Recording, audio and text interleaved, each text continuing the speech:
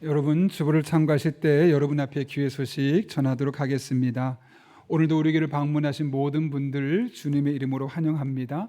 등록 원하시는 분 말씀하시면 저희가 친절하게 도와드리도록 하겠습니다. 말씀과 함께 철로역정 계속 진행 중에 있고요. 적극적으로 우리가 성경 읽기에 참여해서 꼭 한번 일독을 했으면 좋겠습니다. 아울러 오늘은 대림절 첫 번째 주일이면서 복음 주일로 우리가 지내고 있습니다. 녹색을 입은 이유는 생명을 뜻하기 때문에 그렇습니다. 그래서 교회 학교와 어른들이 우리의 신앙이 머물러 있지 않고 생명력을 가지고 나아가자라는 취지에서 오늘 같은 본문으로 또 말씀을 나누고 있습니다. 이 복음주일에 우리의 신앙의 생명력이 더욱더 활발해질 수 있기를 예수님의 이름으로 축복합니다. 아울러 오늘은 우리가 12월 25일 예수님 오신 날을 기념하며 늘 블레싱 데이로 축복의 날로 섬기고 있습니다. 예수 믿지 않는 에게 가장 큰 축복은 다른 것이 아니라 예수님을 아는 것이죠. 그래서 우리가 이번 기회에 다시 한번 그분들 중에 아직 교회를 다니지 않는 분들 혹은 교회를 다녔다가 떠나신 분들, 참고로 다른 교회 다니고 계신 분들은 모셔오면 안 됩니다. 그렇게 우리가 꼭 초청했으면 좋겠는데요. 보시면 전도 대상자 작정 카드가 있습니다. 꼭 2명 우리 한번 기도하면서 작정해서 위에 거는 교회로 주시고 밑에 거는 여러분 성경책에 넣어갖고 다니면서 혹은 지갑에 넣어 가지고 다니면서 꼭 전도 대상자를 위해서 기도하시면 좋겠습니다. 아울러 그동안 교회를 나왔다가 안 나오셨던 분들, 아예 신앙생활을 멈추신 분들도 주변에 있겠습니다. 그래서 우리가 12월 18일 날은 김윤진 간사님 함께 초청해서 찬양 집회를 계획하고 있습니다. 뒷면에 보시면 테바공간과 아쉐르도 저희가 이제 소개하면서 좀 지역사회와 함께 소통하는 그런 기회를 가지려고 하고요. 다음 주에 자세히 설명하겠지만 카페 아쉐르의 수익금은 교회로 들어오지 않습니다. 전량 어려운 이웃과 선교를 하는 곳에 사용하려고 계획하고 있습니다. 어찌되었든 또 우리 김윤진 간사님이 지금 한성교회 이번에 사임하셨고요. 마지막 찬양 집회입니다. 몸이 좀 좋아지지 않아서 아마 당분간 들을 수 없을 텐데 마지막 집회가 저희 교회에서 이루게 되었습니다. 우리 성도님도 꼭 참석해 주시고 또 주변에 아직 신앙이 많이 다운돼 있거나 신앙생활을 멈춘 분들을 초청해서 함께 은혜를 나누실 수 있었으면 좋겠습니다. 오이코모스가 이제 새롭게 편성이 되었죠. 오늘부터 첫 모임인데 꼭 참석해 주시고요. 오이코스 안에서만 누릴 수 있는 은혜와 경험이 있습니다. 그 전에 못 누렸어도 다시 한번 해보십시오. 그래서 마음을 실어서 전심전력으로 함께 참여하다 보면 그 안에서 말씀하신 하나님의 은혜가 있습니다. 저는 그 은혜를 너무나 많이 경험했는데 우리 성도님들도 적극적으로 참여하면서 그 은혜를 경험할 수 있기를 바라며 1층 게시판과 홈페이지에 명단이 게시되어 있으니 우리 리더의 모임에 적극적으로 안내에 따라서 모여주시고요. 처음에 여러분이 원하는 대로 뭔가 좀 어색하게 이루어진 것처럼 보여도 계속해서 참여하면서 기도하면서 그 안에서 은혜를 경험할 수 있기를 바랍니다. 12월 1일 목요일은 12월을 맞이하면서 첫날 우리가 함께 금식하며 기도하는 날입니다. 한 달을 하나님께 바치며 기도하고요. 특별히 그 중에 한 끼는 금식하며 연약한 이웃교회를 섬기는 데 사용하려고 합니다. 적극적으로 함께 해주시고 기도 제목을 보내주시면 저희가 계속해서 기도하도록 하겠습니다. 추수감사주일 과일과 김장을 나눴습니다. 여러분들이 적극적으로 또 도와주시고 섬겨주셔서 25가정의 김치와 40가정의 과일을 나눴습니다. 예년보다는 조금 적긴 했습니다. 그럼에도 불구하고 과일을 가져와 주신 여러분 한 분 한 분 진심으로 감사를 드리고요. 또 이를 위해서 분류하고 또 배송했던 한 분 한 분에게 다시 한번 진심으로 감사를 드립니다. 계속해서 2023년 사역 지원 안내입니다. 한 분이 한 봉사 사역을 꼭 감당하셔서 교회 어느 한 부분이 식어지거나 무너지지 않도록 함께 마음을 모아주시기를 바랍니다. 카페 아쉐르 이용권입니다. 오늘까지 지난주에 못 오신 분들 또 못 드신 분들 계시다고 해서 오늘까지 무료로 카페에서 제공이 되고요. 1층뿐만 아니라 3층 공간에도 지금 사진에 보신 것처럼 공간이 오픈되어 있습니다. 참고로 이렇게 둥그렇게 사각형으로 바람이 통하지 않도록 아크릴을 붙였고요. 아이들이 올라가지 못하도록 했기 때문에 아이들과 함께 시간을 보낼 수 있는 공간입니다. 교회 안에 만약 아래 공간이 부족하면 위에서도 쉴 수 있으니까 여러분 적극적으로 이용해 주시고 오늘 그냥 가지 마시고 잠깐 보고 가시면 좋겠습니다. 네, 더 자세한 내용은 카페 아실에 대한 내용은 다음 주에 한 번 더 소개해 드리도록 하겠습니다. 2023년 아동부 일본 비전 드림팀 모집 오직 오늘까지입니다. 화요일에는 티켓팅을 진행하오니 관심 있으셨던 분들 적극적으로 참여해 주시면 되겠습니다. 손수현 집사님 가정에서 자녀 입대 감사로 사랑의 성묘 드렸습니다. 전량 어려운 이웃들을 섬기는 데 사용하도록 하겠습니다. 더 자세한 광고는 주부를 참고해 주시고 우리 함께 기도하고 하나님의 말씀 나누겠습니다. 거룩하신 아버지 하나님, 오늘 우리를 주님 전에 불러주시는 은혜 감사합니다. 가장 피곤할 수 있는 이 시간 우리 한 사람 한 사람 성령 충만하게 하시고 오늘도 선포되는 말씀이 내게 주시는 말씀으로 개인적으로 들려지는 복된 시간 되게 하여 주옵소서. 예수님의 이름으로 기도하옵나이다. 아멘. 우리 한번 앞뒤 좌우에 있는 분에게 이렇게 인사하며 축복합니다. 당신은 하나님이 사랑하는 분입니다. 이렇게 인사하겠습니다.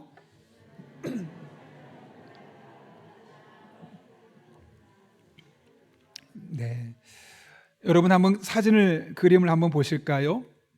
이런 그림 보신 적이 있으시죠? 세 개의 화살표가 있습니다. 중간에 직선을 중심으로 어떤 화살표는 바깥으로 향하고 어떤 화살표는 안쪽으로 향했습니다. 셋 중에 어떤 것이 가장 길어 보입니까? 예, 가운데죠. 정말 언뜻 보기에 누가 봐도 가운데가 가장 길어 보입니다. 그러나 실상은 모두 같습니다. 다음 그림 한번 보시면 빨간색 직선이고 양쪽 사이드에 이렇게 점선으로 되어 있어서 이 그림이 다 똑같은 크기라는 것을 우리가 알 수 있죠. 이제 우리는 이제 세 직선이 똑같다라는 것을 알게 되었습니다. 다시 한번 그림 첫 번째로 가볼까요? 여러분, 그런데 좀 전에 보았을 때 분명히 우리 머릿속에는 이 세 그림이 세 길이가 똑같다는 것을 알았는데 다시 첫 번째 그림을 보면 어떤 생각이 듭니까? 그래도 가운데가 길어 보이죠. 아무리 설명을 해도 이상하게도 우리 눈에는 가운데 그림이 길어 보입니다. 왜 이런 일이 생기는 걸까요? 물론 착시 현상 때문이기도 하지만 가장 중요한, 더 중요한 이유가 있습니다. 그것은 바로 우리의 뇌가 게으르기 때문에 그렇습니다. 어떤 분은 목사님 무슨 말씀이십니까? 우리 뇌는 계속 활동하는데 얼마나 활발한데요? 라고 말씀하실지 모르겠습니다. 그러나 여러분, 우리가 늘 생각하는 것처럼 보여서 뇌가 열심히 일하는 것처럼 보이지만 거의 대부분의 뇌과학자들에 의하면 우리 뇌는 게으르다고 합니다. 그래서 열심히 일하려고 하지 않고 지금 이 순간 첫 번째 보았던 것, 익숙한 것에 머무르려는 경향성을 보인다는 것이죠. 그 예가 좀 전에 우리가 보았던 그림입니다. 처음에 딱 보았을 때 가운데 게 가장 길어 라고 생각하고 빨간 그림을 보았지만 다시 돌아오면 우리 머릿속에는 맨 처음에 보았던 그 기억, 그래 가운데 것이 가장 길었지, 머리가 계속 아무리 설득을 하려고 해도 나는 그냥 이게 길어, 이게 편해 이렇게 보려는 이 뇌가 경향성을 갖고 있다는 거죠. 그래서 우리 뇌는 근본적으로 변화를 싫어하고 원래 알고 있었던 편안한 것을 추구하려는 그런 경향성을 보이고 있다는 겁니다. 문제는 이것이 우리의 신앙생활의 영역에서도 동일하게 나타난다는 것이죠. 여러분, 우리 뇌는 신앙이 계속 성장하는 것을 원할까요? 아니면 지금 이 순간에 머물러 있는 것을 원할까요? 좀 전에 그 원리를 기억해 보면 우리 뇌는 신앙이 점점 나아지고 성장해지는 것을 원하지 않습니다. 그냥 지금 이대로, 이 정도면 괜찮아 라는 것이 우리 뇌가 갖고 있는 특성 중에 하나입니다. 뇌는 신앙생활에서 새로운 것을 배우고 지금보다 더 나은 것을 추구하기보다는 익숙한 것, 지금까지 해온 것, 그것이 가장 편하고 그 상태에 머물려는 경향성이 보인다는 것이죠. 그만큼 뇌는 게으르다는 겁니다. 그래서 우리는 신앙생활을 하면서 날마다 우리의 신앙생활이 성장해야 된다는 것을 알면도 불구하고 막상 양육을 받아야 한다거나 봉사를 해야 한다거나 신앙적인 유익을 위해서 새로운 일을 시도해야 될 때 의도적으로 우리의 뇌가 그것을 거부하고 편하는 것을 추구하게 되어 있다는 겁니다. 이것이 우리의 뇌가 가지고 있는 본성입니다. 그러므로 우리의 신앙이 머물러 있지 않고 한 단계 더 나아가고 더 깊은 신앙 영지로 나아가기 위해서는 이렇게 편안하고 익숙한 것을 추구하는 이 뇌의 게으름을 깨뜨려야 합니다. 그렇다면 그것이 어떻게 가능할까요? 우리는 오늘 복음주일로 드리고 있습니다. 복음주일 말 그대로 예수님의 십자가의 복음을 생각하며 우리가 예수님 믿기 전에 어떤 상태였는지, 또 예수님 믿고 나서 우리가 어떤 존재로 바뀌게 되었는지, 또 이제는 그렇게 바뀐 우리가 어떤 마음의 자세를 가지고 신앙생활을 해야 될지를 함께 생각해 보자는 것이죠. 그래서 영아부부터 우리 장년부 이르기까지 가능하면 녹색 컬러가 들어간 옷이나 액세서리를 하고 와서 이 신앙의 생명력, 이 역동적인 면을 다시 한번 돌아보자라고 이야기를 나누게 되었던 겁니다. 이를 위해서 복음과 관련된 5가지 색깔을 잠깐 살펴보려고 하는데요. 첫 번째로는 노란색 혹은 황금색이라고도 합니다. 이것은 천국을 의미합니다. 우리가 궁극적으로 다가서야 될 목적지인 천국을 말씀하는 거고요.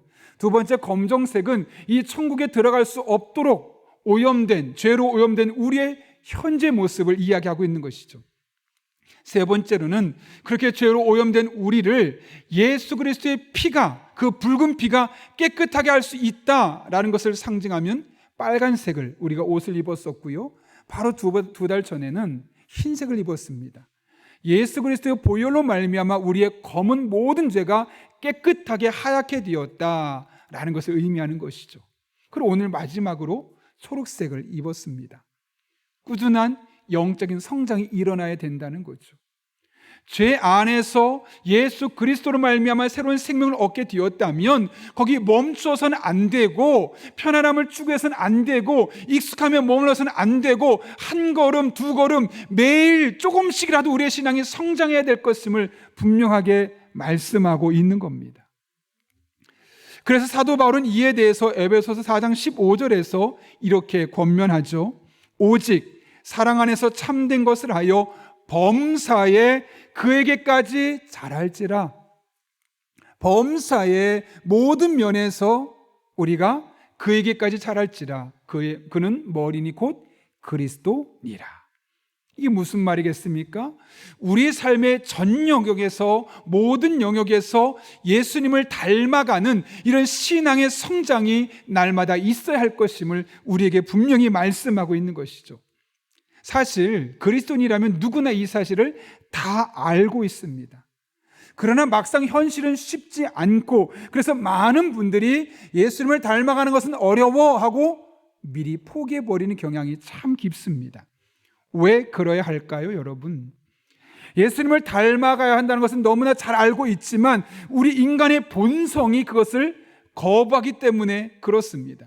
현재 머무르고 싶어하고 내 인간의 본성대로 살고 싶어하는 우리의 모습이 예수님을 닮아가자 하는 그 모습을 오히려 반대하고 거부하기 때문에 그런 일이 일어난다는 것이죠. 그래서 그럼 우리는 어떻게 해야 될까요? 본성이 그러니까 어쩔 수 없지라고 두 손 두 발 놓고 그냥 있어야 되겠습니까? 그렇지 않죠. 예수님을 닮기를 거부하는 우리 인간의 본성을 뛰어넘어야 하겠죠. 마치 연어가 물을 거슬러 올라가듯이 우리는 우리의 본성을 뛰어넘어서 예수님을 닮는 데까지 나아가기 위해서 몸부림치는 그런 신앙의 성장이 우리 안에 날마다 이루어져야 한다는 것입니다. 그런데 그것은 언제 가능할까요? 바로 성령을 따라 살아갈 때 가능하다는 것이죠. 그래서 사도 바울은 오늘 본문을 통해서 이렇게 우리에게 권면합니다. 16절 말씀인데 제가 한번 읽어보겠습니다. 내가 이르노니 너희는 성령을 따라 행하라.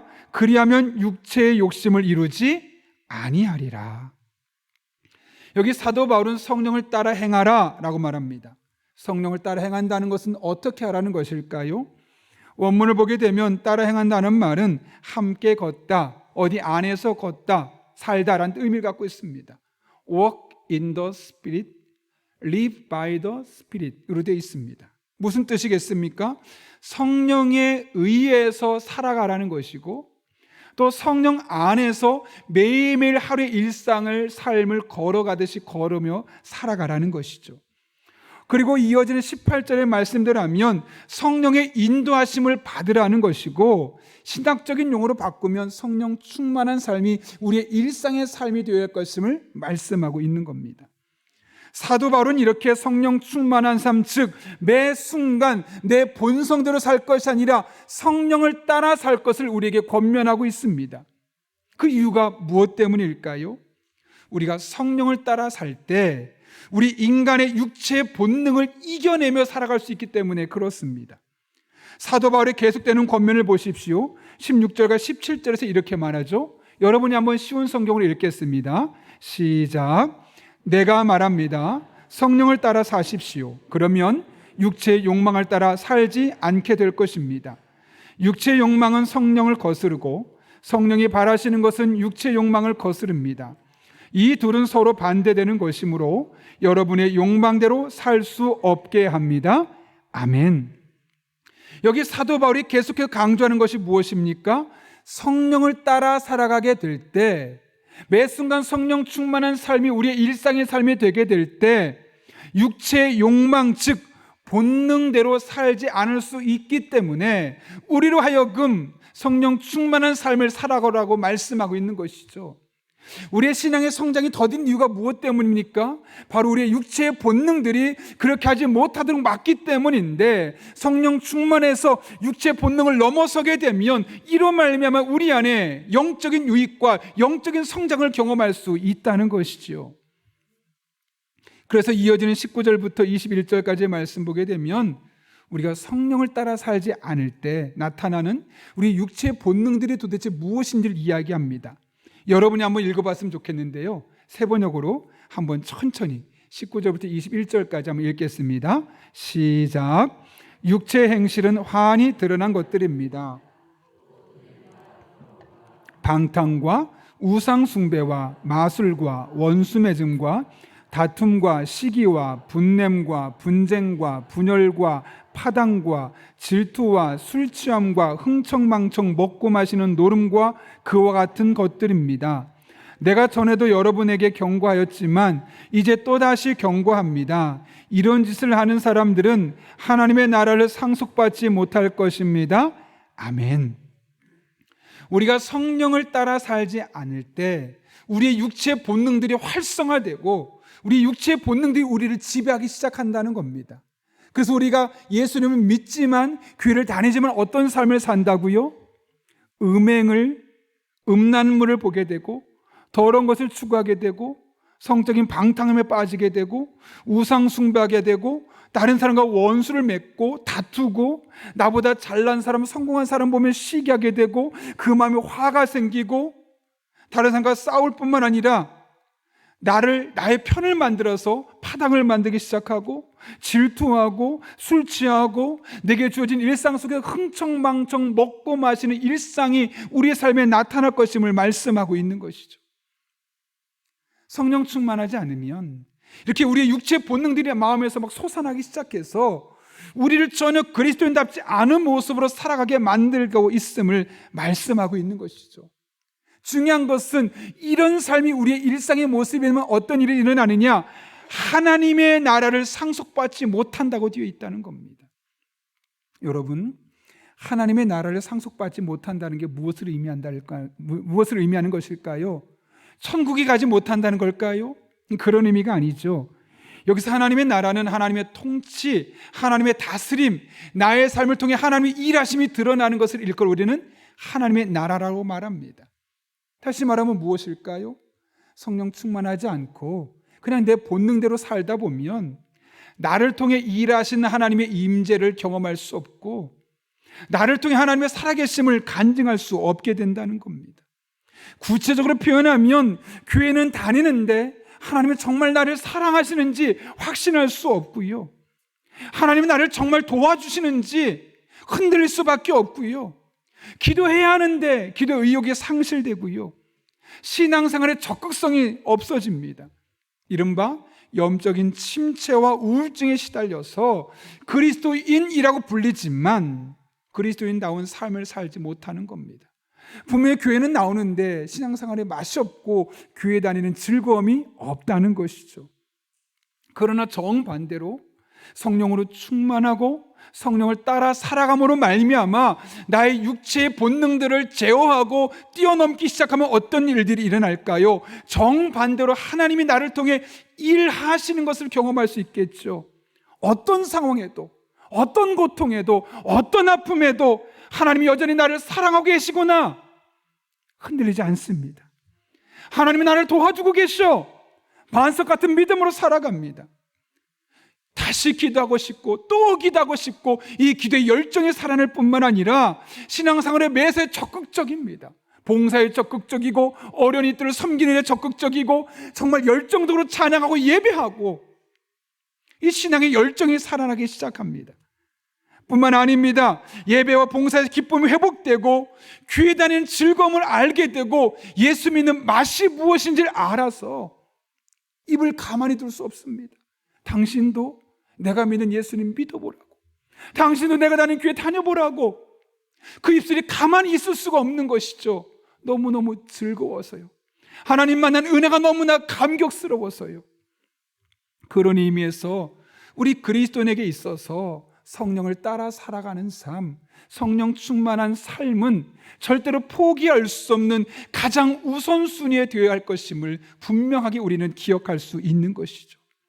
왜 그럴까요, 여러분? 성령을 따라 살 때, 성령 충만한 삶을 살 때 우리의 육체의 이런 다양한 본능들을 우리가 이겨내며 하나님의 살아계심과 나를 통해 일하신 하나님을 우리의 삶을 통해 구체적으로 경험할 수 있기 때문에 그렇습니다. 목적이 이끄는 삶이라는 책이 있죠. 수천만 부가 전 세계적으로 팔렸는데요, 릭 워렌 목사님이 썼습니다. 들어보셨을 겁니다. 어렸을 때부터 뇌에 이상이 생겨서 아드레날린이 생기긴 하는데 좀 정상적이지 않습니다. 나올 때가 있고 안 나올 때가 있는 거죠. 여러분, 아드레날린이 부족하면 어떤 일이 생기냐면 갑자기 몸을 덜덜덜 떱니다. 그러거나 갑자기 기절을 합니다. 아니면 갑작스럽게 온몸에 이 약간의 이 마취 증상이 없기 때문에 서 있는 것 자체가 힘들고 모든 것이 고통스럽고 아플 수밖에 없습니다. 문제는 목회자고 이것이 평상시에 쉴 때, 잘 때 오면 괜찮은데 설교할 때마다 나타나는 거죠. 너무너무 힘듭니다. 그래서 오죽 힘들면 내가 기절할지 모르니까 또 다른 설교자를 준비시키고, 그래서 어느 날은 이제 하나님 앞에 예배하러 올라가는데 마음에 이런 마음이 들더랍니다. 하나님, 제가 여태까지 하나님만 바라보고 왔는데 도대체 저한테 왜 이런 아픔을 주시는 겁니까? 저한테 건강을 주시고 평안하게 하시면 정말 즐겁게 목회할 수 있고 막 웃으면서 설교할 수 있고 하나님의 은혜를 간증할 수 있는데 왜 저한테는 자꾸 아프고 설교하러 올라올 때마다 초긴장 상태로 올라오게 만드시는 겁니까? 도무지 이해할 수 없습니다. 저는 하나님이 원망스럽습니다 라고 이야기하게 되는 것이죠. 그런데 설교하러 올라와야 되는데 그런 마음 갖고 어떻게 설교가 되겠습니까? 하나님 앞에 짧은 순간이지만 정말 간절하게 기도했다면, 하나님, 제가 이런 마음으로 도저히 예배를 인도할 수 없겠습니다. 이런 마음으로는 도저히 설교할 수가 없습니다. 저를 성령 충만하게 해주십시오. 예배 시작부터 끝나는 순간까지 성령께서 너를 붙잡아 주셔서 오늘 예배 가운데 하나님의 임재를, 하나님의 살아계심을 함께 경험하게 해주십시오. 그런 마음으로 이 기도하고 올라가게 되었다고 합니다. 참 신기하죠? 그 원망의 마음이 눈 녹듯이 사라지고 나서, 아니, 내가 이렇게 자격이 없는데 하나님이 나를 설교자로 쓰신다고? 더군다나 내가 이렇게 부족한데 우리 교회가 해마다 조금씩이라도 성장하게 하신다고? 너무 고마운 거예요. 감사한 거예요. 원망이었는데, 이 원망이라는 인간의 본성이 올라왔는데 성령의 인도하심을 따라서 기도하고 나서부터는 그게 감사의 제목으로 바뀌어지는 것을 경험할 수 있게 되었다는 것이죠. 얼마 전에 은퇴하고 새로운 목사님이 오셨는데요, 매 주일마다 4번씩 설교된 그가 목회 25주년을 맞아 이렇게 고백했습니다. 저는 25년간 하나님께 이 질병을 고쳐달라고 기도했어요. 하지만 이제는 질병 문제를 기도하지 않습니다. 왜냐하면 이를 통해 하나님이 저와 함께 하신다는 것을 알았기 때문입니다. 여러분, 25년 동안 아드레날린이 잘 나올 수 있게 달라고 기도했습니다. 그럼 어떻게 해주시는 게 가장 좋은 방법입니까? 아드레날린이 정상적으로 나와서 편안하게 목회하는 것. 하나님이 25년 동안 끊임없이 기도했는데 그 기도를 안 들어주셨어요. 근데 그럼에도 불구하고 그가 감사해요. 왜요? 지금 그가 자신의 상황을 바라보는 시각이 달라졌잖아요. 좀 전까지만 해도 그냥 힘든 상황 속에 인간적인 본능으로 원망만 나오는 거예요. 하나님 왜 저한테 이렇게 아프고 힘든 일만 주시냐고. 그런데 성령님 주시는 마음을 따라서 기도하고 주시는 감동으로 보니까 그럼에도 불구하고 나를 써주신 하나님이 너무나 고마운 거예요. 너무나 감사한 거예요. 나보다 뛰어나고 탁월한 사람이 훨씬 더 많은데 그런 사람이 아니라 나를 써주신 하나님이 너무나 감사한 거예요. 이것이 모든 것이 가능할 수 있었던 것은 그의 똑같은 상황이지만 그것을 바라보는 그의 관점이 달라졌기 때문이고, 그것은 그가 육체의 고통에 신음했기 때문이 아니라 성령을 따라서, 성령의 인도하심을 따라서 기도하며 그의 삶을 바라보는 영적인 눈이 열려졌기 때문임을 우리는 분명히 알 수 있는 것이죠. 그래서 그는 그 이후로 성령께서 주시는 마음으로 설교하고 성령께서 주시는 마음으로 목회하니까 너무너무 행복한 겁니다. 25년 동안 상황은 변하지 않는데 그럼에도 불구하고 내가 이렇게 쓰임받을 수 있다는 그 사실이 너무나 고맙고 행복해서 은퇴하기까지 열심히 귀한 사명을 감당하게 되었노라고 이야기하고 있는 것이죠. 여러분, 우리가 성령을 따라 살게 되면, 성령 충만을 삼으며 성령께서 우리를 인도하시는 삶이 되면, 우리가 아무리 본능적으로 살고 싶어도 그 본능이 억제되고 본능을 넘어서는 하나님의 은혜가 우리들의 삶 가운데 반드시 임하게 되어 있습니다. 여러분의 삶에 무엇이 여러분을 힘들게 만듭니까? 무엇이 자꾸 여러분의 본능을 자꾸 꿈틀꿈틀거리게 만들고 그 본능대로 살도록 여러분을 자극합니까? 그런 본능의 자극이 일어날 때마다 성령을 따라 살 수 있게 달라고, 성령의 인도하심을 받게 달라고, 성령 충만한 내가 될 수 있게 달라고 하나님께 기도하며 나아가 보십시오. 성령 하나님께서 여러분의 눈을 열어 주실 것입니다. 여러분의 영적인 눈을 열어서 과연 무엇을 보아야 할지를 분명히 보게 할 것이고, 그래서 여러분이 원하는 대로 상황이 펼쳐지지 않는다 할지라도 그럼에도 불구하고 여러분의 본능을 넘어서는 성령의 인도하심을 따라 역사하시는 하나님의 임재를 반드시 맛보게 하여 주실 것입니다. 성령 충만함을 따르며 나간 여러분 한 분 한 분에게 이런 은혜가 날마다 경험될 수 있기를 예수님의 이름으로 축원합니다. 우리 함께 기도하겠습니다. 거룩하신 아버지 하나님, 대림절을 맞이하며 성령 충만한 삶이 얼마나 귀하고 복된 것인지를 깨닫게 하시는 은혜 진심으로 감사를 드립니다. 우리가 날마다 신앙적으로 성장하고 싶지만 자꾸만 우리 안에 본능들이 일어나서 신앙의 성장을 막고 육체적인 사람으로 살게 만듭니다. 그러나 우리가 이 시간부터는 성령을 따라 행하는, 성령의 인도하심을 받는, 성령 충만한 그리스도인으로 살아갈 때 본능대로, 본성대로 살아가는 것이 아니라 성령께서 이끄신 대로 살아갈 수 있는 믿음의 사람들 되게 하여 주옵소서. 그래서 어떤 상황에서도 은혜를 말하고 사랑을 말하고 행복을 말하고 기쁨을 말하고 축복을 말할 수 있는 믿음의 사람들로 살게 하여 주옵소서. 예수님의 이름으로 기도하옵나이다. 아멘.